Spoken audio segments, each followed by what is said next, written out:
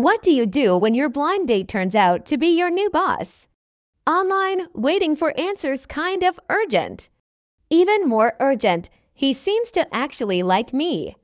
Most urgent of all, I think I like him back.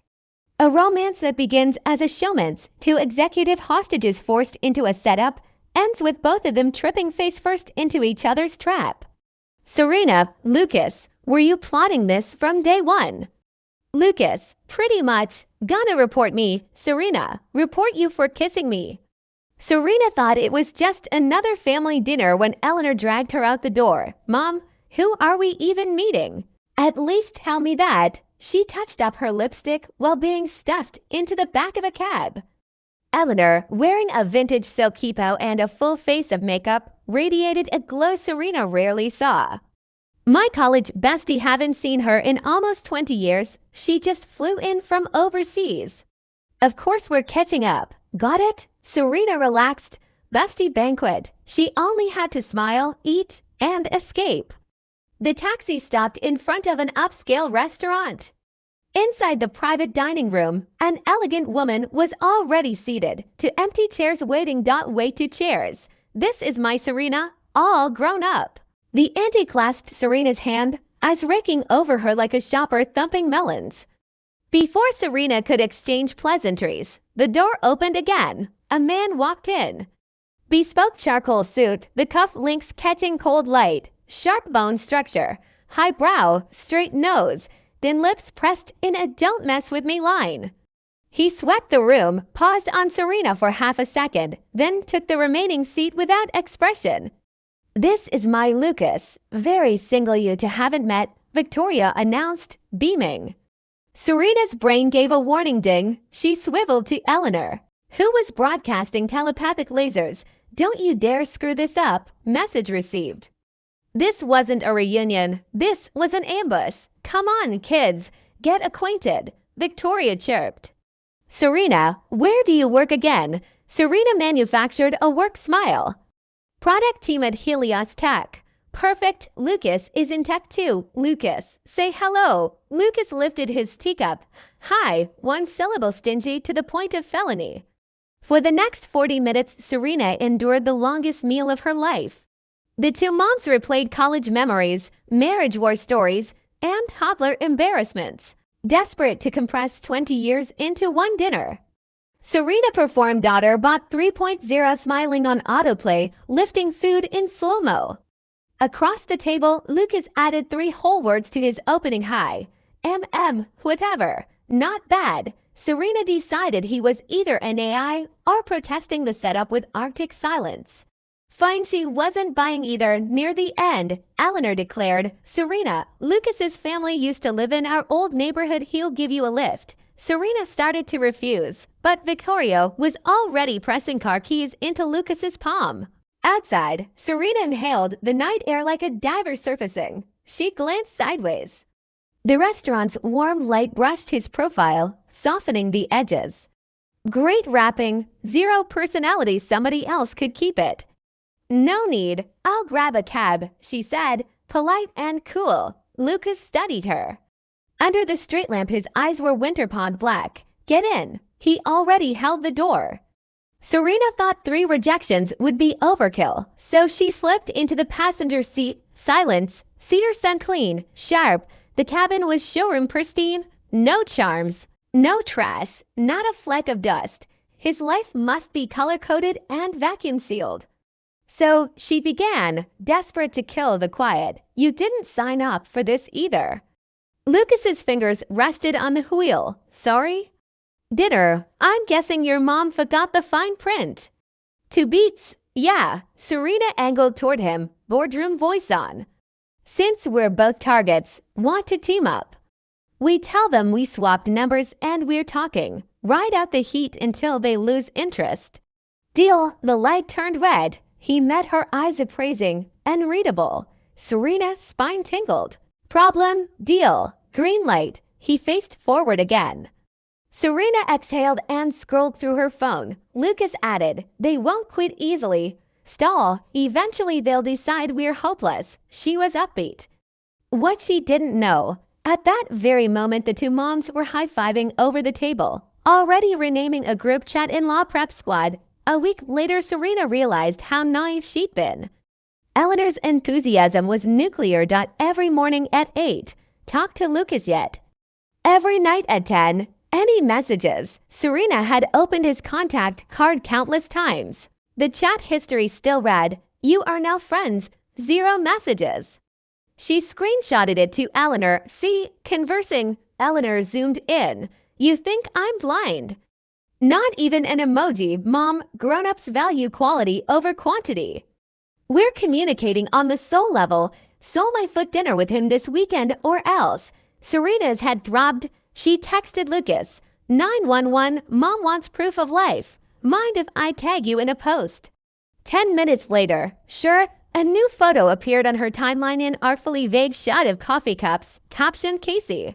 No faces, no location, nothing verifiable. Eleanor, of course, was delighted. She double-tapped the post within seconds.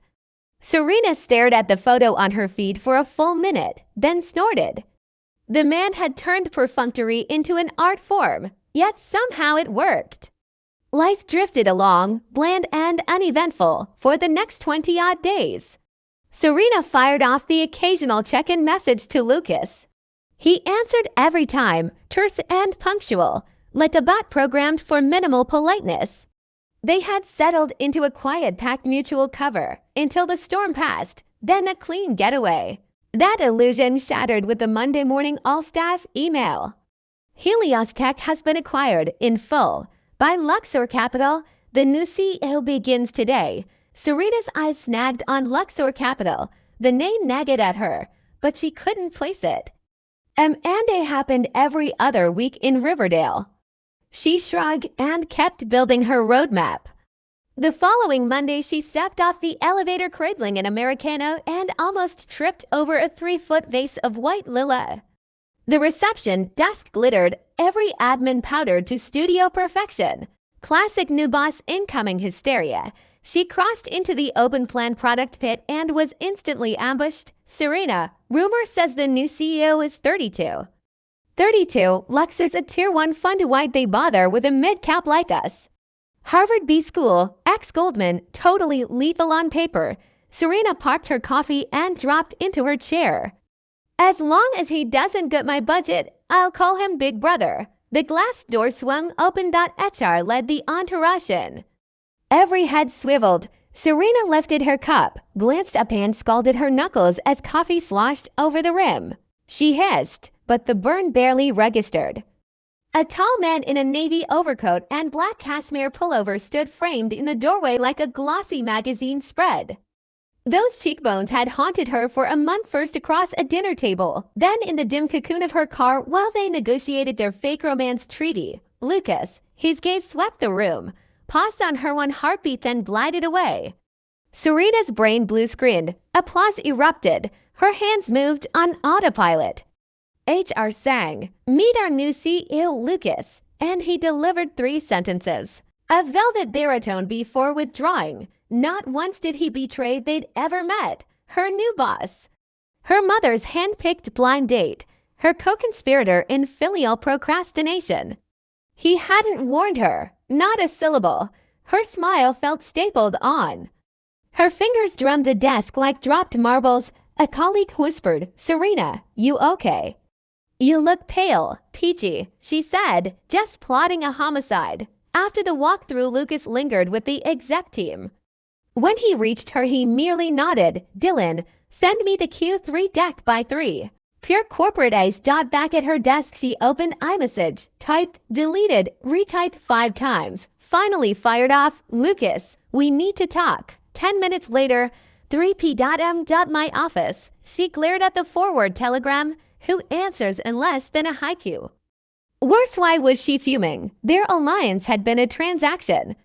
He owed her 0 disclosure, except he did. And she hated that she cared. At 3, she rapped on the CEO's frosted glass. "Come in." He sat behind a carbon steel desk, coat gone, sleeves rolled to the forearms. An almost invisible watch glinting. The new office smelled of cedar and cold logic, exactly like its tenant. Serena slapped the deck on the desk. arms folded. When did you know you were buying us 3 months ago? That dinner already a done deal. Yes, you knew I was the VP of product. Lucas set down his pen, leaned back. Serena, Helios is Lexer's biggest acquisition this cycle. You think I'd walk in without memorizing the org chart? Fair, brutal, but fair. They would have profiled every VP, herself included college GPA, product launches, probably her Starbucks order. So that night, she said slowly, "You knew it was me before you sat down." Silence equaled confirmation. Serena exhaled. Why not say something? You'd have bolted or stonewalled. Either way, no peaceful dinner, no mutual favor. He didn't add obviously, but it hung there. If she'd known, chopsticks would have flown. You used me, she accused. I used the situation, he corrected. I still needed a buffer against my mother. Your proposal aligned with my needs, nothing more, and now. Now is different. Lucas rounded the desk, stopping an arm's length away. He had half a foot on her. She had to tilt her chin. Work is work, he said. Everything else stays the same. Serena stared at him for 2 seconds, then smiled a smile that never reached her eyes. Lucas, I'll handle the professional side. As for the rest, she paused. I'll tell my mom tonight. We're not a match. She spun to leave, but Lucas's voice followed. You sure about that? Serena didn't look back. Positive. And when she asks why we're not a match, what will you say? Serena's step faltered. Personality clash. We never clicked, or his tone stayed level, yet she caught the faintest, almost imaginary note of amusement. Will you confess it's because I'm your new boss? Serena whirled. Lucas hadn't moved, hands in his pockets, face unreadable, except she swore the corner of his mouth carried the tiniest curve. You planned this, she narrowed her eyes. I haven't done a thing. You set the board, then waited for me to walk off the edge. Serena, Lucas closed the gap to half a foot. His breath brushed her skin. The acquisition was sealed before that dinner. I just didn't announce it early. That's not scheming. He was right. She knew he was right and still felt played. Worse, she couldn't name the play, humiliate her in front of the new owner.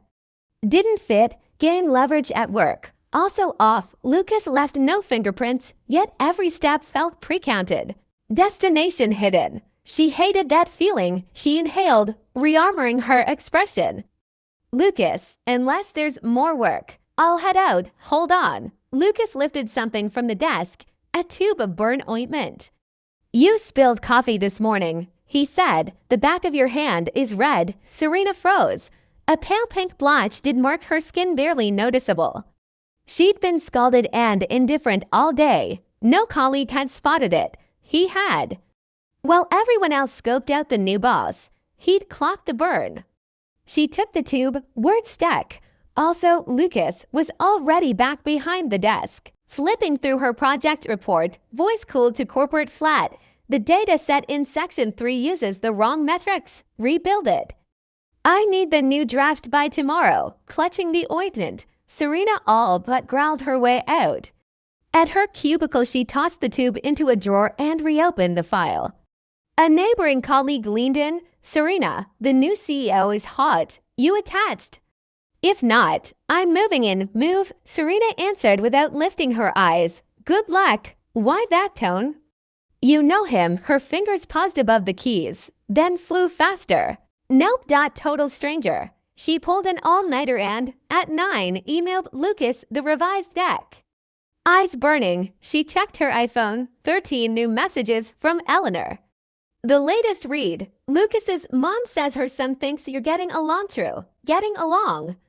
The sum of their day had been salt in the wound, a consolation candy, and over time, that was getting along.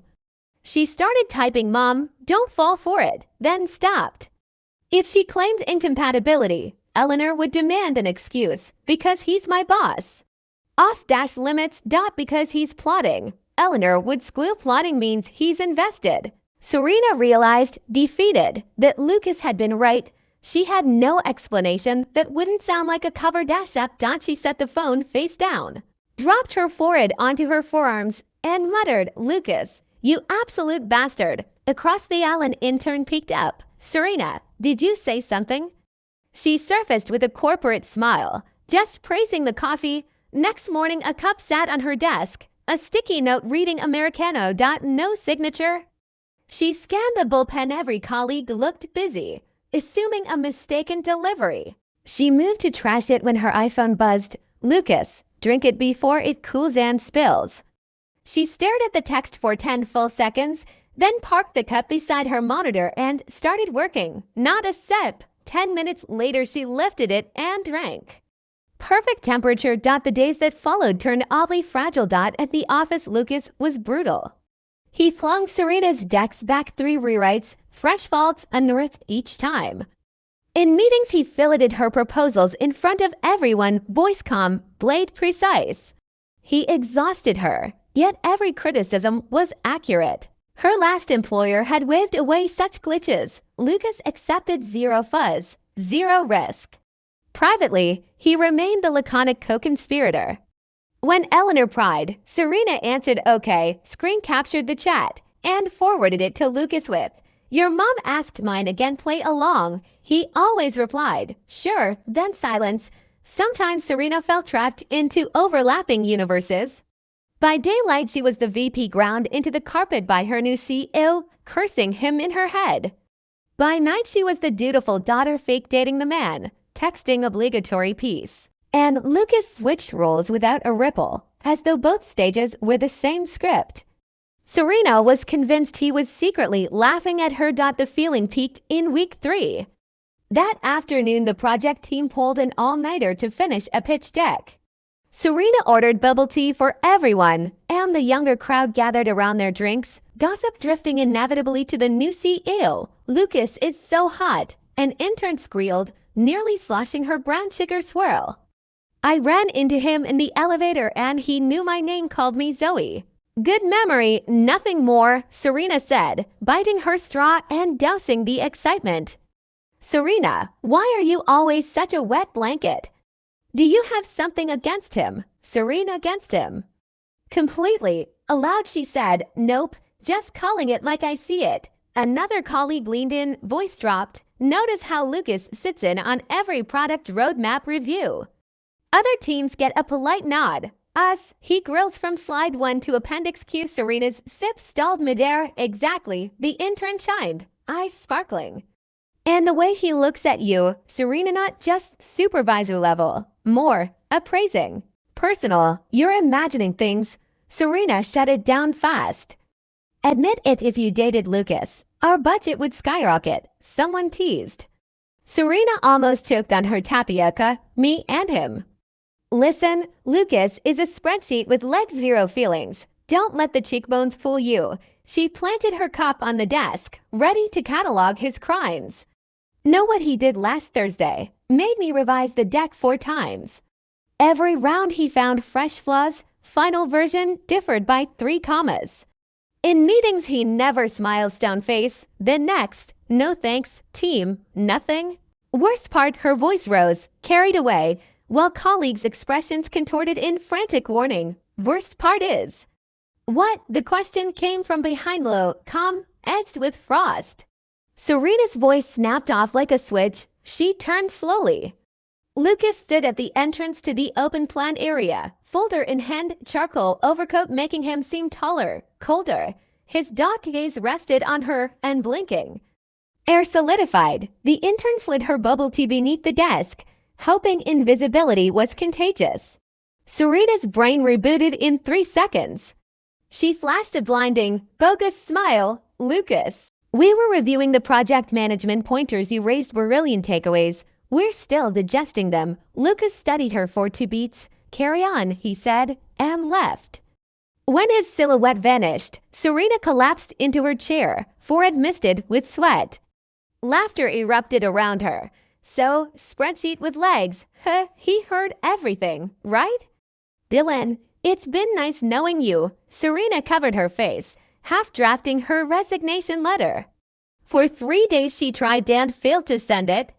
Every time the blank document opened, memories intruded. That 4th draft. deck dazzling their biggest client, the flawed roadmap he'd flagged, saving them from a PR nightmare. Infuriating? Absolutely. Incompetent, not even close. Worse, Serena noticed things she shouldn't. How Lucas arrived precisely at 8, suits always dark, but ties shifting hue. The way he spun his pen, silver flashing between long fingers. How his baritone softened on client calls, slipping through cubicles to stroke the edge of her consciousness. She blamed proximity fatigue, nothing more. The pivot came Friday night. Serena left headquarters after 10. In the lobby, she discovered a downpour. No umbrella. The rideshare app warned 47th in line. 60-minute wait. She exhaled fog onto the glass doors. No umbrella. She startled. Lucas emerged from the elevator, car keys glinting. Working late too. The Jap slipped out and bitten. He ignored the tone, gauging the rain. I'll drive you. I'm fine calling a car. App says 47 ahead of you. She glared. Were you reading my screen? You were backlighting the whole lobby. He already snapped open a sleek black umbrella. Coming? Deluge Trump pride. She ducked under the canopy. 200 feet to the parking garage felt like 2 miles. The umbrella barely covered both. Their shoulders brushed. Serena caught cedar notes in his cologne, sharper in the wet, laced with unmistakable warmth. Sidestepping a puddle, she strayed into the rain. Instantly, his hand closed over her shoulder, tugging her back. Stay put. The command rumbled above her, low, resonant. Her heart skipped, then staggered. Inside the car, she fussed with her hair, hiding her reflectioneer's crimson. Address? He asked. She gave it. They rolled into the storm. Wiper blades kept tempo. Vents hummed. Serena stared at watery neon streaks, thoughts churning like the clouds outside. Back in the lobby, Lucas said suddenly, "How are you planning to get home?" "I was going to wait for the rain to stop," Serena answered honestly. Lucas tapped the steering wheel twice, the rhythm unhurried, like a code. "You always do this," he said. "You clearly need help, yet your mouth keeps insisting you don't." Serena turned to look at him. "I just don't like troubling people. I'm not people." The 4 words landed in the quiet car like a pebble hurled into a lake. Ripples spreading ring after ring. Serena opened her mouth, grasping for something to defuse the sudden intimacy, but her mind was blank. She stared at Lucas. The rainy night streetlights swept across his face, bright then dark, making his expression appear alternately distant and near. When the car stopped outside Serena's townhouse, the rain still hadn't let up. "Serena," she spat her own name at top speed and reached for the door handle. It wouldn't open. She pressed the unlock button twice. Nothing. Again. Still nothing. "The door's locked," she said. Turning to Lucas, Lucas leaned slightly toward her. In the dim interior light, his eyes were darker and brighter than usual, as if they held an entire night sky. "Serena," he said, voice even, "you bad-mouthed me at headquarters. I haven't settled the score yet." Serena shrank guiltily. That was feedback, not slander. Emotionless corporate machine. An objective description, maintained poker face the entire time. "Aren't you? Didn't even say thanks for your hard work." "Lucas, you really didn't." Lucas looked at her and suddenly smiled. It was the first time Serena had seen him smile. Not a polite twitch of the lips, not social camouflage, but a genuine, eye-crinkling smile. When he smiled, the lines of his brows and eyes softened, like the first spring water thawing beneath winter ice. Serena's heart gave a violent lurch. "You're right," Lucas said. "I'm not good at expressing myself. But have you considered that some people don't say it doesn't mean they don't feel it?" The air in the car grew thin. Serena's fingers clenched her skirt. Her heartbeat drummed in her ears. She stared as Lucas leaned closer, close enough to count his lasts, close enough to feel the warmth of his breath. His lips brushed the corner of hers, light as a feather. Serena closed her eyes. When she came back to herself, she was standing in the foyer of her townhouse. The car door was already locked, the black sedan swallowed by the rain. She touched the corner of her mouth. A faint coolness still lingered. Her phone buzzed. "Lucas, home safe." Serena stared at the two words, a helpless smile tugging at her lips. She typed, "You kiss and run, what's that supposed to mean?" The second she sent it, she thought she'd been too bold, but it was too late to recall. A minute later, Lucas replied with a voice message. She hesitated, then tapped play. His voice was low, edged with a husky laugh. "Serena, I've been running for 20 years. Tonight I don't want to run anymore." Serena listened to it 7 times straight. Then she texted Eleanor, "Mom, I'm with Lucas now." Eleanor replied instantly, "I know, why do you think we had that downpour? I made Auntie check the forecast before I told Lucas to pull an all-nighter." Serena stared, frozen. She typed 3 words, "You set this up." Eleanor, "Your mom was head of university outreach. This level of scheming is child's play." And Lucas knew. He cooperated. "That boy's smoother than you." Serena drew a slow breath, then let it out, and she laughed. Couldn't stop laughing. She remembered Lucas saying, "I've been running for 20 years. Tonight I don't want to run." Only it wasn't that he didn't want to. It was that he couldn't. From the first dinner, from that Americano, from the moment he caught her shoulder under that umbrella, every step had been arranged. And she had walked into the trap with eyes wide open. She picked up her phone and texted Lucas, "Tomorrow the first thing I do at headquarters is dig through your inbox to see how many drafts you and Auntie cooked up." This time he replied instantly, "Not okay, not sure," but a voice call. Serena answered. His low voice carried a smile. "No need to dig, I'll tell you straight. We're on draft 17, but draft 18 is obsolete." "Why?" "Because the objective's been met." Serena leaned against the foyer wall, listening to the steady sound of his breathing. The rain outside now a gentle soundtrack. "Lucas, did you plan this from that very first dinner?" 2 beats of silence. "Not that dinner." "Which one then?" "The first time I saw your file." His voice was soft, like something precious he didn't want to speak too loudly. "Your resume headshot had a great smile, and I thought I'd like to see her smile in person." Serena tightened her grip on the phone. Outside, the rain had stopped. City lights shimmered in the wet air. "Serena, some people don't stumble into your life by chance. They circle the globe just to stand in front of you." She sat into the phone. "So now that you've seen it, is the real thing better?" Lucas answered, laughter and something gentler than she'd ever heard in his voice. "Way better, and I want to see it for a long, long time." Serena's smile widened. A romance that began as a blind date setup didn't sound so terrible after all. Thanks for listening to today's story. On a scale of 1 to 10, how would you rate it? If you like this video, give it a double tap and share it with friends. Tell us what you think in the comments, and don't forget to subscribe for more great stories. See you next time.